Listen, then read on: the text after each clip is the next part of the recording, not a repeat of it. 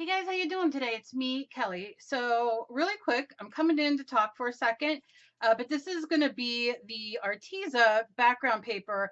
I'm going to use smoke gray and black, and I'm going to try to work with the white of the paper, but we'll see. I might have to throw some gesso in or white paint. I'm going to speed through it so you guys don't get bored. I will link, if you didn't see the one I did prior with the other Arteza pens, I will link that at the end of this video and down below. Very quickly though, I want to let you guys know, a lot of you will redo my art. Uh, my odd girls, you'll do your own odd girl, or something that I do, an art journal or an art journal page or whatever it is. It doesn't matter, jewelry, clay, whatever. Make sure to tag me, because what I'm going to start doing this year is I'm going to share you all over my social media. I'm going to probably at the end of the month, depends on how many people there are. I'm going to do a blog post and make sure I link back to your YouTube channel and that kind of stuff.